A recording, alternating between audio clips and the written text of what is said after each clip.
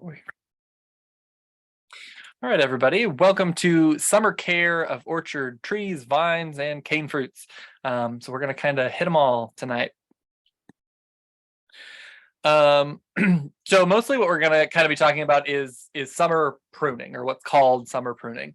And if you've been to the dormant pruning class, the next quite a few slides are going to look pretty familiar. I'm going to be a little more brief with them tonight. If you want to go into more detail, you can always go back to our dormant pruning class on our YouTube. But I do always like to make the distinction between pruning and training. A lot of people get really nervous about pruning, that they're going to do it wrong, that they're going to cut too much, all those things, which is understandable. But I do like to make the distinction here because pruning is just one tactic that is used to train trees. And training trees is actually your goal. You're wanting them to do something. You're wanting them to grow in a certain way so that you have stronger branches, so that they can hold more fruit, so that you have more sunlight, so that there's fewer disease, whatever your goals are. That's what you're actually trying to do. And pruning is just one of the techniques to do that. So why are we actually, training the trees, or why should you care about these things? One of the reasons that we're training our trees is to create a strong structure. We want to make sure that the branches are going to grow in a nice, strong way so that they can hold the hopefully pretty heavy load of fruit that they will be producing or are already producing for you. It's also going to help to increase light penetration and increase airflow, which both reduce humidity on the leaves and kind of in the crown, it's called, so kind of in the branches of the tree. And reducing humidity helps reduce disease, which is valuable. And by increasing sun exposure to the branches and by reducing disease pressure, you can improve fruit quality, quantity, and actually frequency. Some trees, especially apples, have a tendency to only want to produce every other year. If you don't prune them consistently, they'll get into a cycle called alternate bearing, where they'll produce a huge amount of apples one year, and then the next year they don't really produce anything at all. And they just keep fluctuating back and forth between that. So that's another reason that we train and prune trees, especially our apples. Training your trees can also really help to control the size. Some fruit trees can get pretty big, and by training them, we can help keep them at a more reasonable height for you, and also to just rein in vigor. And this is like pruning specifically. Some trees just grow really, really fast, and that sounds great, but usually really fast growing branches aren't very strong, which means they're not going to be holding fruit. And so pruning and cutting off some of that excess vigor, especially in the summer, can really help slow that really aggressive growth and allow your branches to grow a little bit more slowly, which allows them to grow stronger as they go. So then, if you've been to the dormant pruning class, everything I just talked about was also what we talked about in the winter. So why are we talking about this in the summer as well? So summer pruning is important because it allows you that second time of pruning, training, observing your trees to make sure that you can maintain the structure that you were trying to create during the dormant season. If you're only pruning once a year on a really aggressive things like pears or apples that get a lot of water sprouts and growth, you might be pruning in the dormant season, and then by the next dormant season, it looks the same. And so it allows you kind of that intermediate time to cut back a lot of those water sprouts, a lot of that excess growth, so that you can keep kind of moving and progressing. And it allows you, in that same idea to clean up regrowth from dormant pruning. Oftentimes when you cut a branch in the dormant season, you'll get a lot of new growth right around that cut, which is part of the reason for pruning in the dormant season, is it allows you to kind of push the energy to grow new branches where you want them to grow. And by pruning at this time of year, so in the dormant season, you cut and you usually get a lot of growth, and there's reasons for that. But when you cut in the summer period, it actually stifles growth. So, if you have an area where you cut the branch in the dormant season and now you got a whole bunch of water sprouts coming out, if you wait to prune that until the next dormant season and you cut all those off, you're going to get even more water sprouts. But if you cut them now, you're not going to get that water sprout regrowth again from that same location. So it can really help kind of control that aggressive regrowth on your apples and your pears. And some trees are actually so vigorous that the summer is the best time to prune because you kind of always want to stifle the growth, which we'll talk about a little later of which ones that goes for. And another big reason is that vigorous growth in apples and pears in particular is susceptible to fire blight. So that's another one of those reasons that we're wanting to cut all of that really fast growth that happened, all of those water sprouts and stuff like that, to help bring down the number of those that will be forming next spring, because that growth in the spring is where a lot of fire blight will hit the trees, and fire blight can kill your trees if you're not careful. So then when we're talking about training, and again, I go into detail in this in the dormant pruning class, but we're really talking about three main structures. We're talking about central leader, modified central leader, and open vase or open center. For the central leader, you're really talking about kind of like an idealized kind of fake Christmas tree kind of shape, where you've got this main straight up and down trunk, which is called the central leader. And then you have rings of branches kind of directing out in different directions that are spaced out about every 2 to 3 feet up that trunk or up that central leader. So generally the trees that you're going to be pruning to this system are your apples, your European pears, your Asian pears, your pawpaws, and if you have European plums, your European plums. Those scaffolds that I mentioned, you're talking about like 3 to 5 limbs per scaffold, and they're going to be radiating out in kind of a spiral from around the trunk, and then 2 feet between each scaffold. Open vase is a pruning system that is specifically designed to try and control vigor, to try and keep things shorter that want to get really tall and that you don't want to get really tall. So these are kind of the soft fruited things that are hard to pick when they're really high off the ground without damaging them and turning them, getting big bruises and turning them nasty. So this is what you're going to use for things like peaches, nectarines, apricots, and non-European plums. And this is kind of the same idea as the central leader, where you have that central leader and you have your first ring of scaffold branches, but then that's it. You cut the central leader off at that point and you just have this one ring of scaffold branches, which you can see really good here in this picture of this peach. And then there's modified central leader, which is really just an in-between between central leader and open vase. So this is you're in between. So this is what you're doing for kind of your moderately aggressive ones. So some apples, it can be useful to prune like this, or just if you're trying to keep your apple a little shorter, doing a modified central leader can be useful. Same goes for pears if you want to keep them a little shorter. Persimmons and then cherries usually end up as modified central leaders. And it's basically just where you've kind of got scaffolds, but it doesn't go up just indefinitely. You kind of cut it at some point, and so you've usually got a couple rounds of scaffolds. It's just an in between kind of thing. So as you're pruning in the summer, you kind of know, or you identify which structure you're wanting your tree to do, which hopefully you decided during the dormant pruning and you're just reminding yourself. But an important thing with any training and pruning that you're doing is branch angle. So branch angle is really important for the strength of the tree. And what we're talking about when we're talking about branch angle is specifically if you're talking about from a central leader, what is the angle between the central leader and the branch coming off of it? And you don't want it to be really narrow. You really want it to be about 45, which my angle isn't quite right here, but about 45 really to 90. 45 to 60 is kind of ideal, but 45 to 90 is easier to remember, and that's kind of what you're shooting for. If you have a lesser angle than that on that branch angle, you can have a lot of issues with the strength of your tree. And this is a great illustration of why. So over here, you can see this branch and you can see that's, 45 to 60 degree angle there. It's a nice wide angle. And if you cut that branch vertically and look at what the wood looks like, you can see it just looks like nice, clear, kind of cream colored wood all the way through. Doesn't seem like anything special. So then you see this branch over here where you can see this angle is much narrower. And you can see too how this, this bark over here looks relatively smooth. You can see a little bit of a kind of crease or something there. But if you look here, there's almost like a big bulge and you can see this crease going through there. So if you cut this one vertically, what you see is this. So you see it's almost still looks like two separate branches.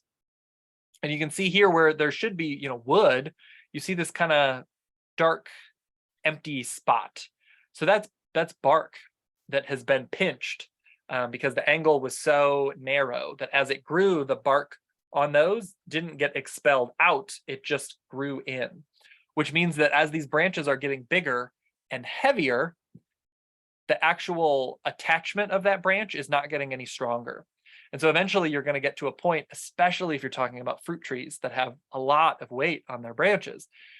And if you're in St. Louis, where we get, pretty heavy storms and wind, eventually that branch is going to give, it's going to break and it's going to split. And a lot of times what it looks like when something like that happens is this. This is why Bradford pears are such garbage, because their branches grow straight up and down in terms of their strength. There's lots of reasons they're garbage, but their branches grow straight up. They have very narrow angles. And so when we get these storms, they just split like this. And you can see when it splits, what does it look like up there? It's dark. That's all that bark that's been pinched in between there and has kind of rotted and, done its thing. And a lot of times you can see something like this even, where the whole tree just goes down because it splits.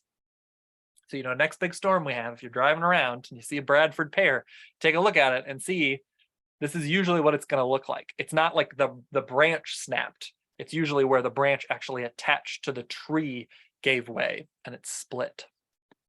And that's why, because of the branch angle. But, if your tree just like grew a branch and it's narrow, like what do you do about it?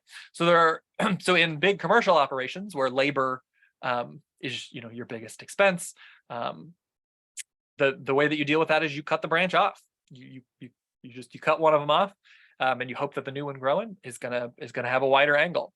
But for backyard growing or community scale growing, where you've got a little bit more time per tree, you don't have like thousands and thousands of trees that you're trying to manage. You don't have to cut that branch. There are other ways that you can bend that branch, make that angle wider, and then hold it in place until the branch grows a new ring of growth, which will lock it into that position. So there are things that you can buy. There's these kind of red limb spreaders, which is what we use. They're really nice, but you can also make your own. You can just take a piece of wood, cut some notches in it, do the same thing. And all you're doing with any of these things is if the angle is like this, you take, a stick and you kind of pull this branch down to wherever you want it.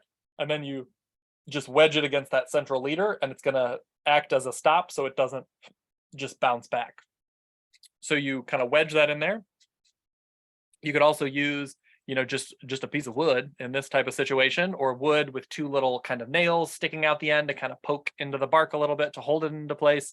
You could tie it down, like you could tie a rope around the branch and then pull it down to where you want and then stake that into the ground, or tie it to a big heavy rock or something. There's lots of different ways to do it. The only one that I don't like is there are some where people will like hang weights from the branch. And although that can work, I just don't like it when, especially, if we get a big storm, that's a lot of weight in that one spot that can kind of blow around and put a lot of forces on what is probably a pretty young branch.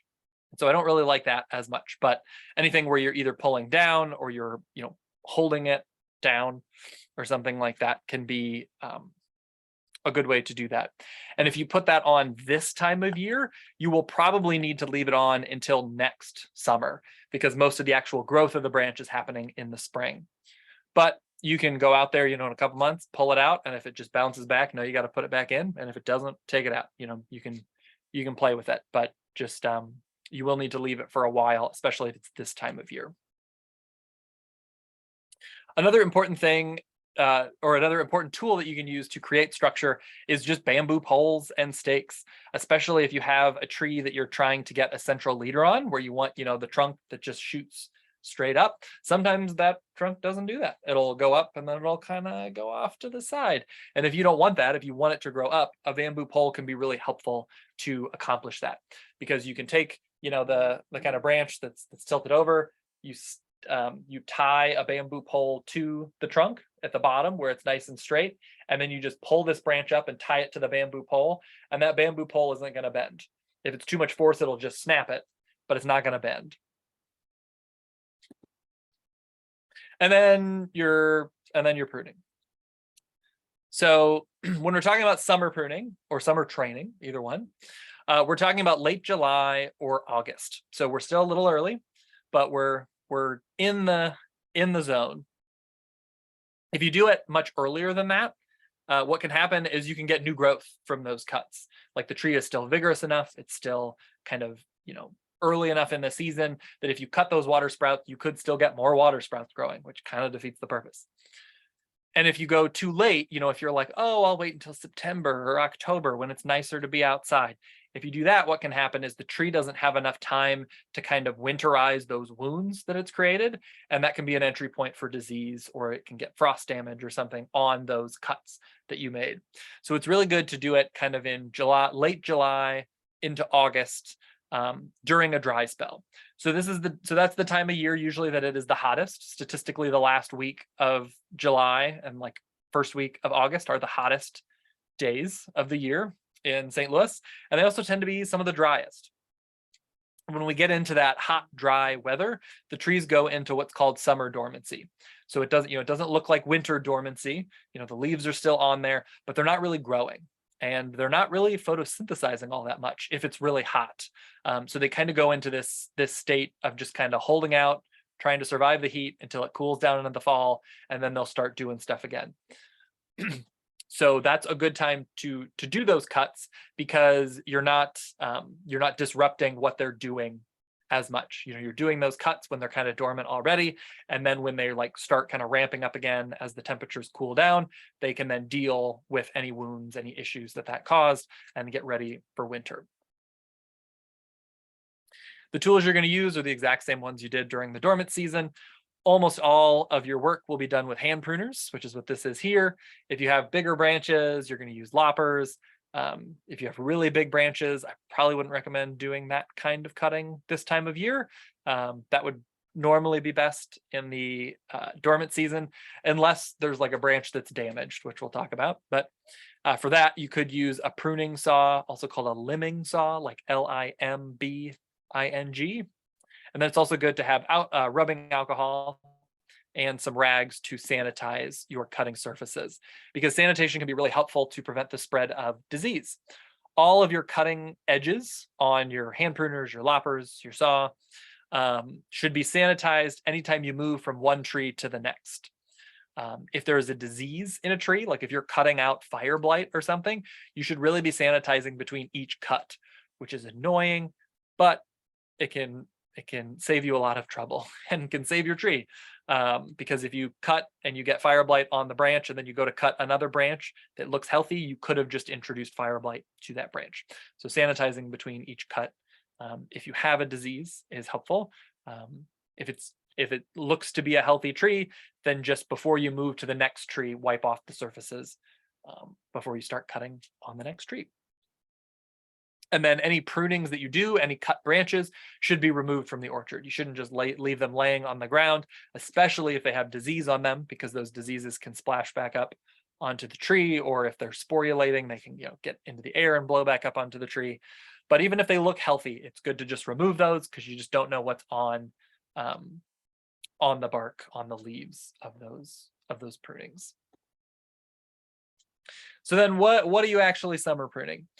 So there's what I call kind of cleanup pruning, which we'll define what that is, but you're going to do cleanup pruning on all of your plants.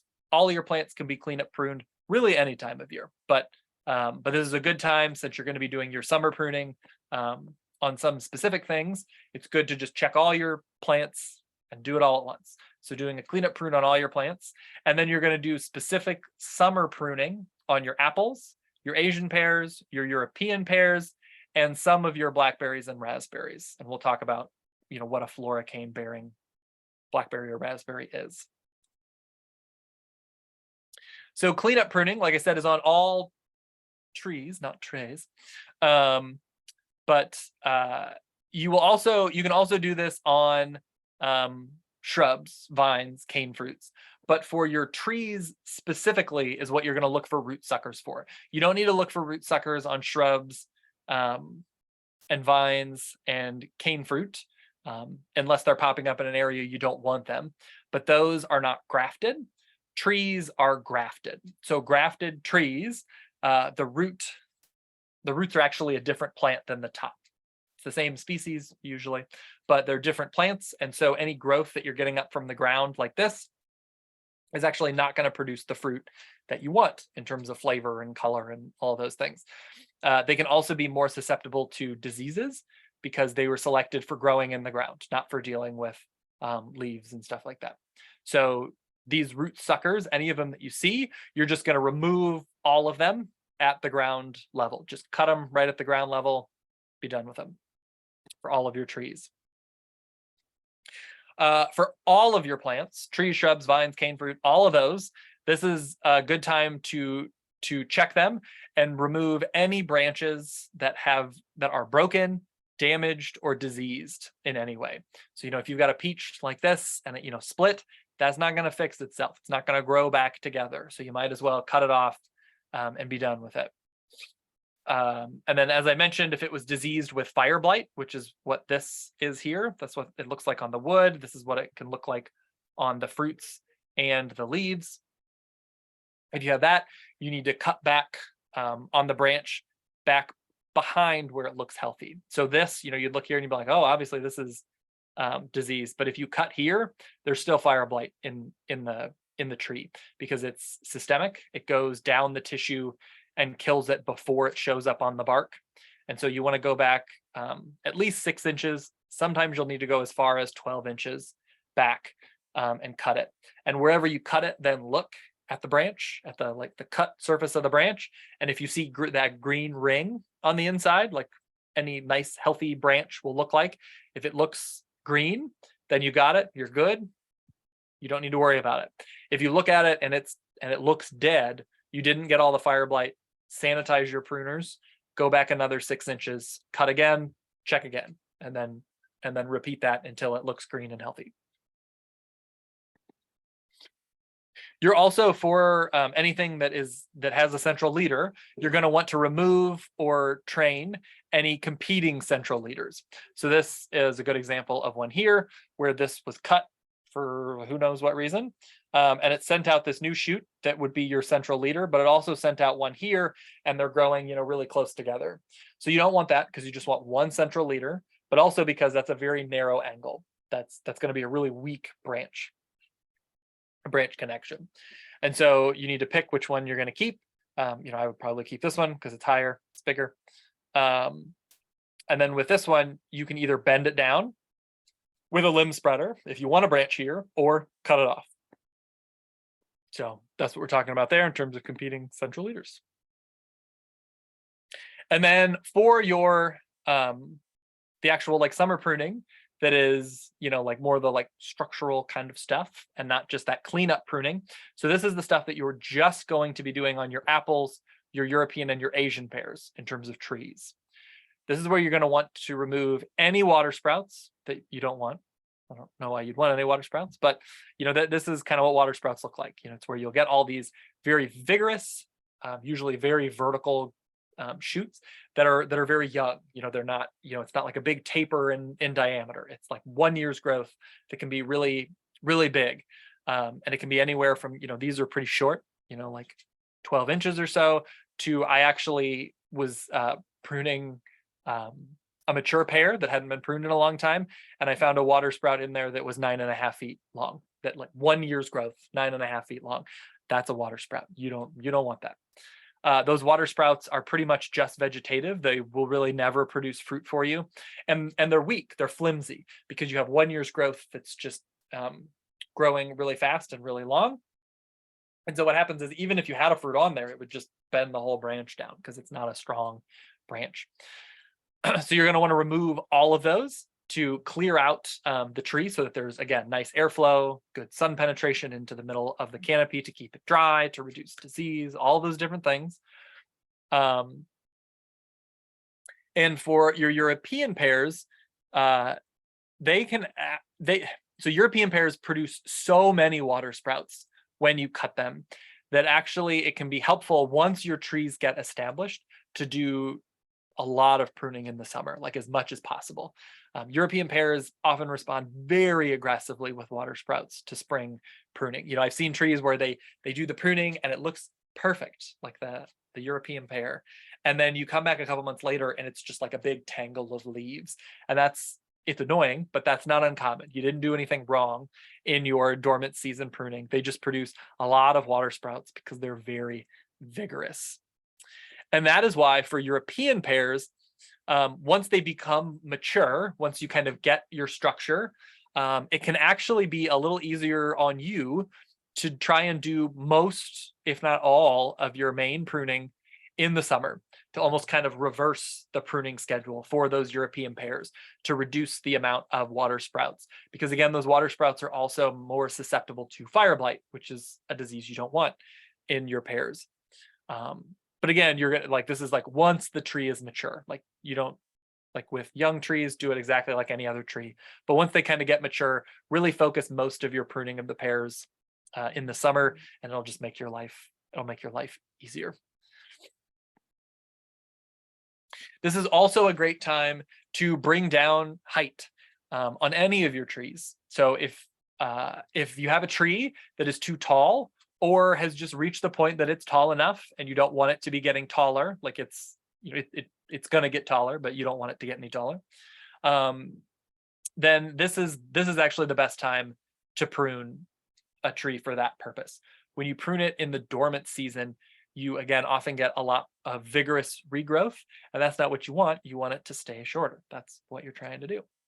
So if you have a tree that has again reached that point, this is the best time of year to cut those top branches, or to kind of nip those top branches if it's just reached high enough for you. And you're not going to get as vigorous regrowth.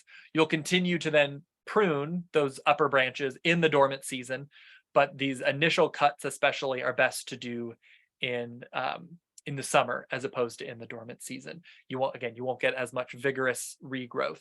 But if you are trying to keep a tree shorter than it wants to be, you will always be pruning that tree. It is always going to try and be getting taller. So just know that. But if you're wanting to shorten your tree, this is the time of year to do it. All right, so cane fruit. So when we're talking about cane fruit, we are talking about blackberries, raspberries, black raspberries, and their various hybrids. There's things like, excuse me, loganberries and marionberries and all sorts of different things that are just hybrids of blackberries, raspberries, and black raspberries, or hybrids of blackberries, raspberries, and black raspberries. But they all act about the same, and they're all unique amongst especially plants that we kind of grow for fruit, which is why they're called cane fruit, in that they have perennial roots. So the roots will live for decades, but the actual branches above ground, unlike a tree or a bush that has wood that can live for a decade or more, each individual branch that grows above the ground of a cane fruit only lives for 2 years and then it dies. Every single one. So that's called biennial because it lives for 2 years. So an annual is 1 year, biennial is 2 years, perennial is like 3 or more years. So these biennial tops are often called canes, which is why they're called cane fruit.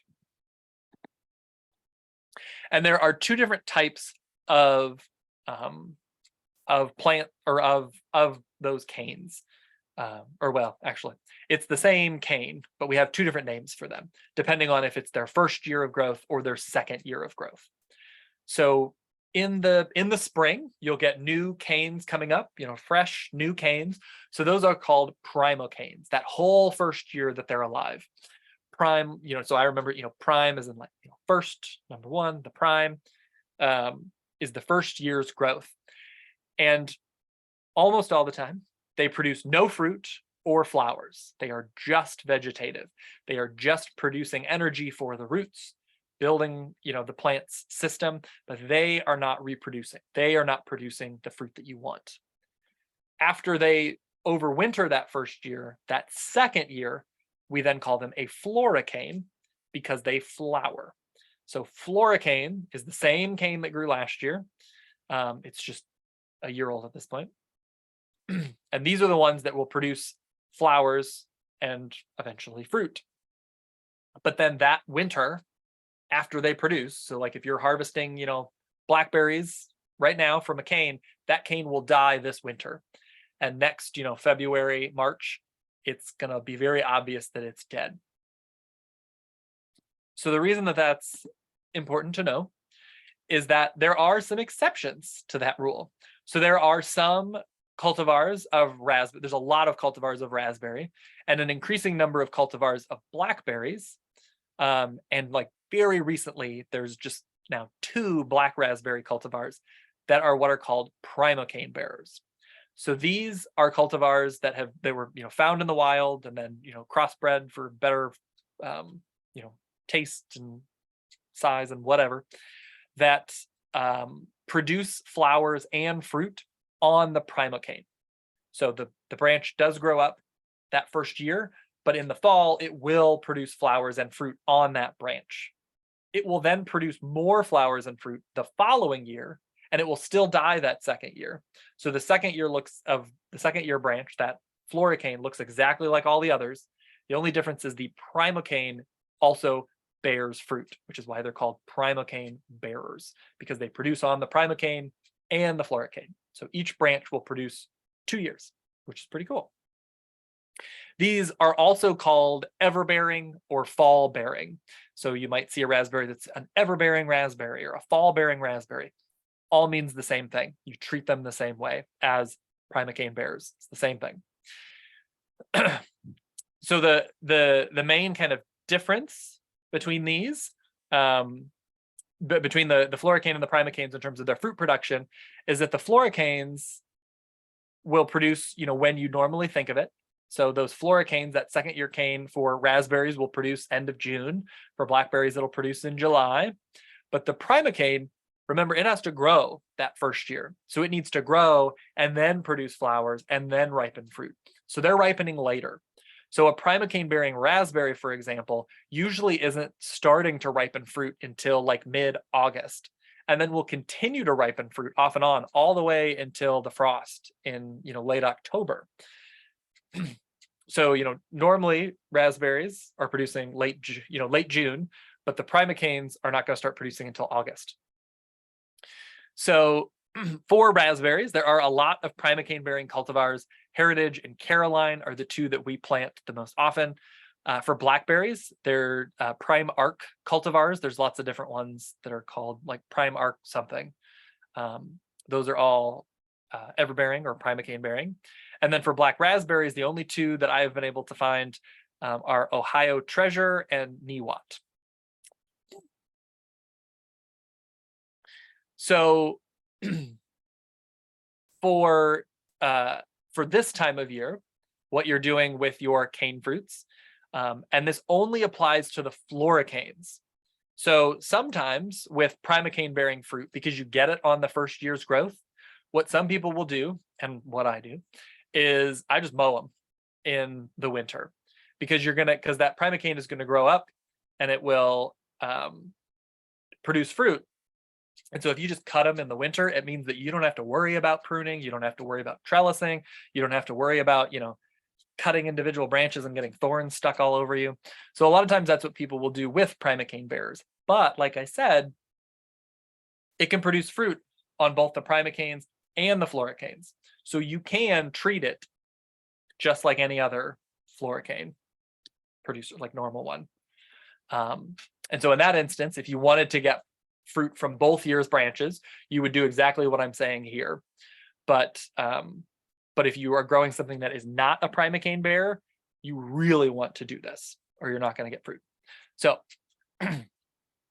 for the floricane bearing varieties or primocane bearers that you want to harvest both crops from, what is good to do is to tie any canes or weave any canes that have grown to whatever trellis you're using. Or if you're not using a trellis, you don't have to do that, but it's helpful to have a trellis. So you can tie those up, and then at whatever length you want them to be, just cut them.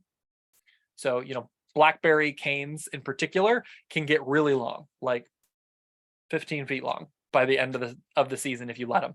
And that can be really crazy. It can be, it can get all over the place, can get really tangled. It can make mowing a big problem. It can make getting into the fruit a big problem. And so don't let them get that long. Just cut it.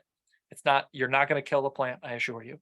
So, if you have a trellis and you tie it to the wire up here, which is say 5 feet tall, then just, tie it and you can just cut it right there at 5 feet, tall.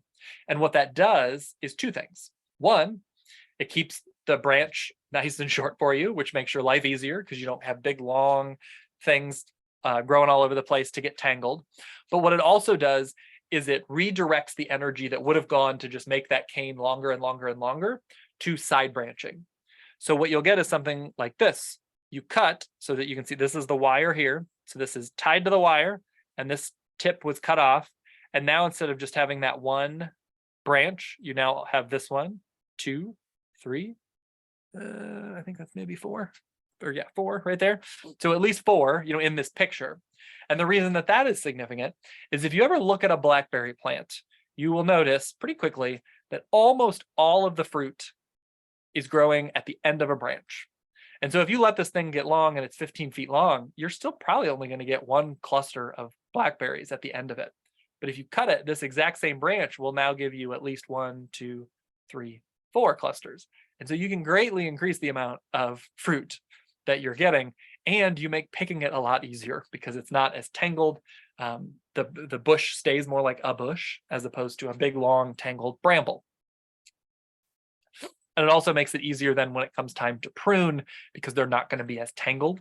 And so it's easier in the dormant season when the cane is dead to cut it off and pull it out versus if they're 15-foot long vines basically that are all tangled together. Trying to pull that one out without breaking all of the ones that you don't want to prune becomes pretty difficult to do.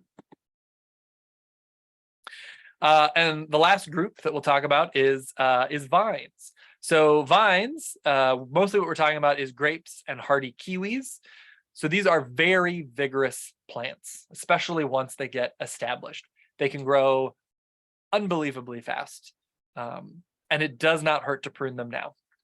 You can prune them now. So this is a kiwi, and you can see, so like all of these branches here, you can see how that kind of branch is green. It's not brown. What that tells you is all of this growth has happened this year in this picture. Like this is all, this year's growth.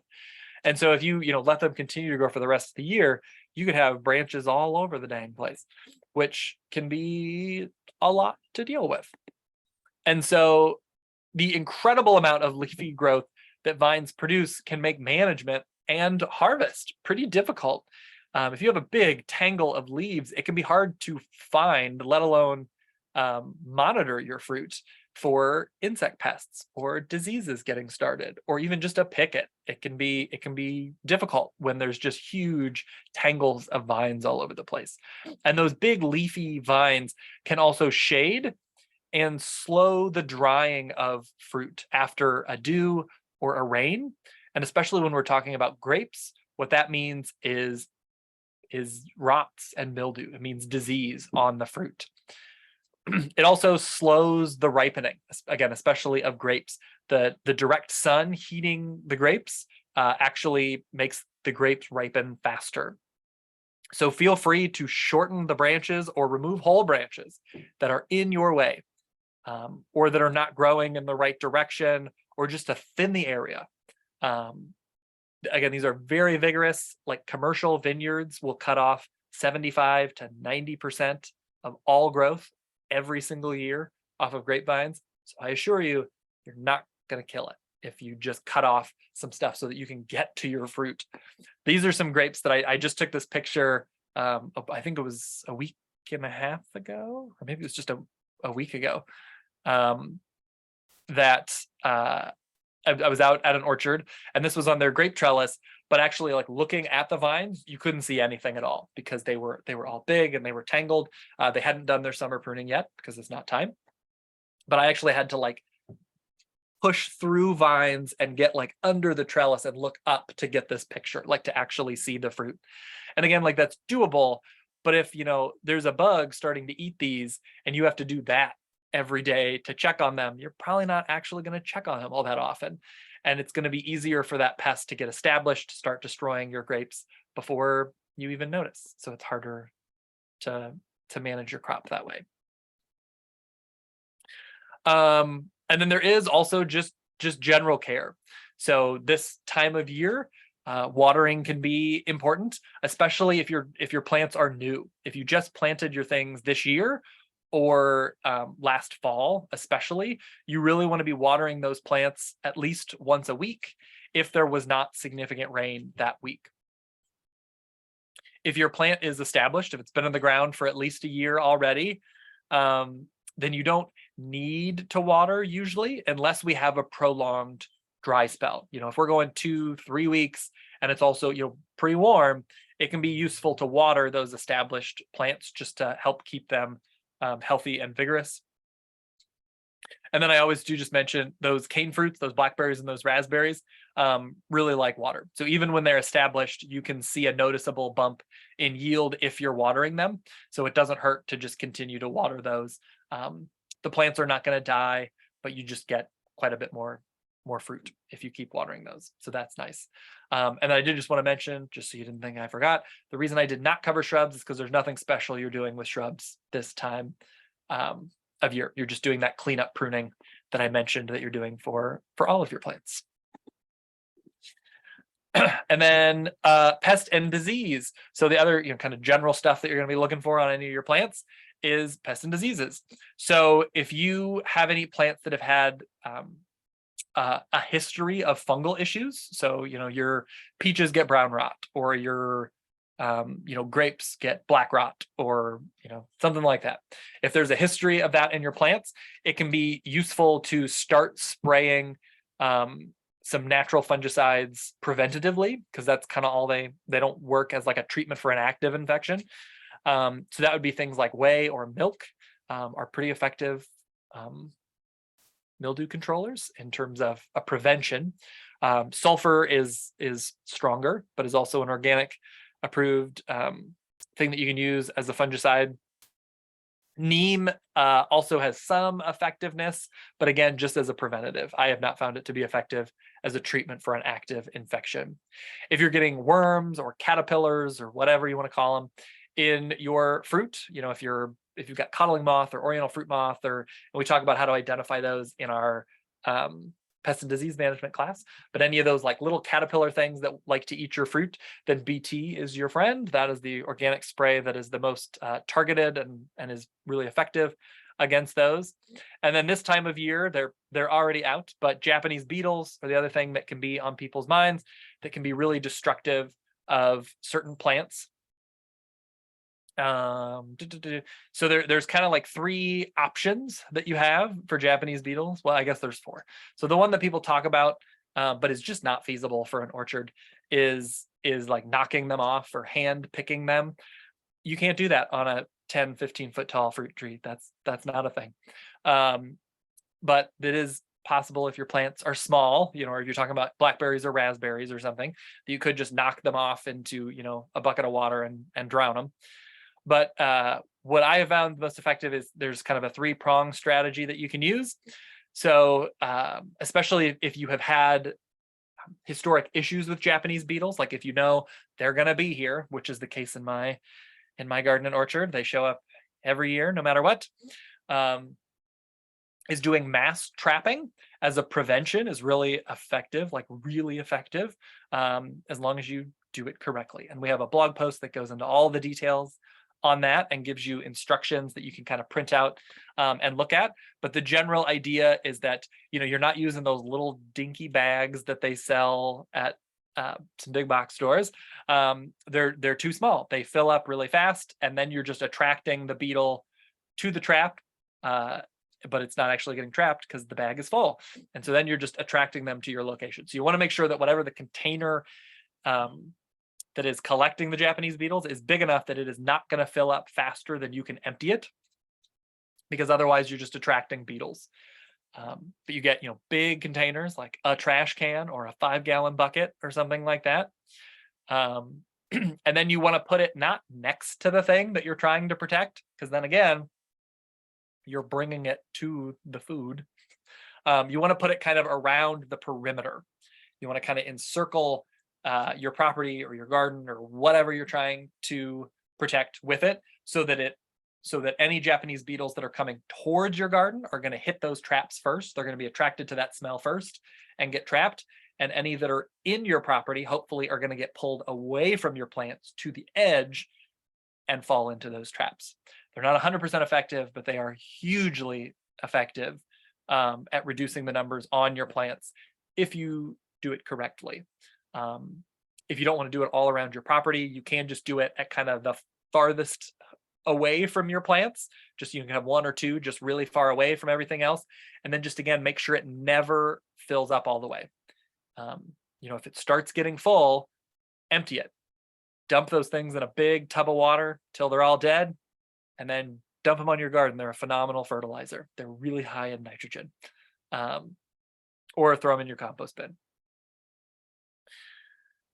Another thing that you can do is, again, especially if like, oh, my X gets hit by Japanese beetles every year, then before they show up, so I'm talking like mid-June, you can spray those plants with neem oil, which helps kind of repel them. So if you've got an active infestation of Japanese beetles and you spray neem oil on them, it's not going to do anything.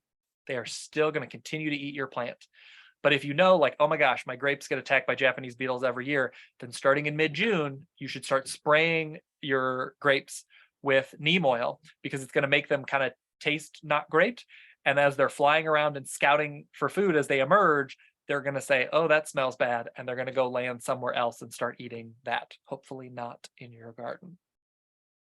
So you can use that as kind of a push, as kind of a like making the things that are really susceptible less appealing. And for the orchard, at least, a lot of times what we're talking about, the things that are the most susceptible are grapes, sweet cherries, almonds, peaches, and hazelnuts. Blackberries can also be susceptible. Raspberries can also be susceptible.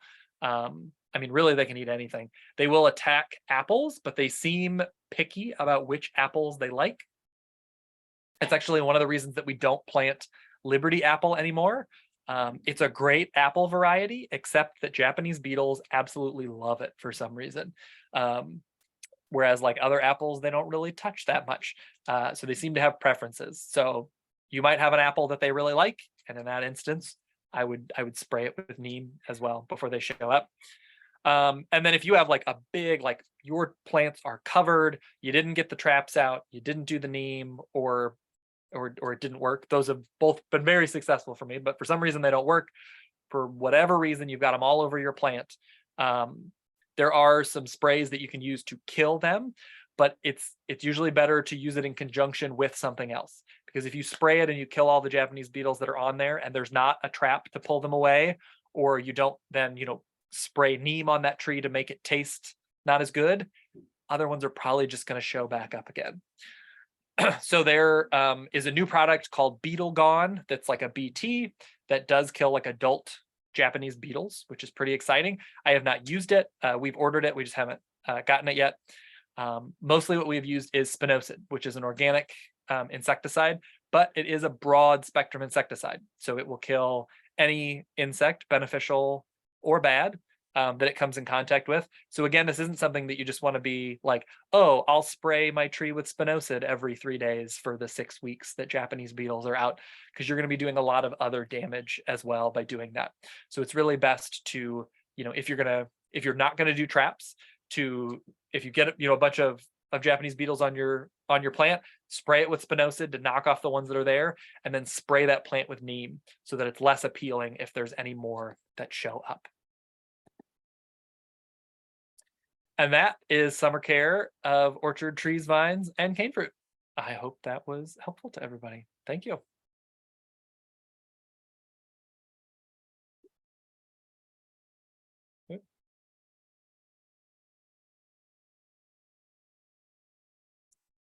All right, everybody. Recording's being weird here. Stop recording.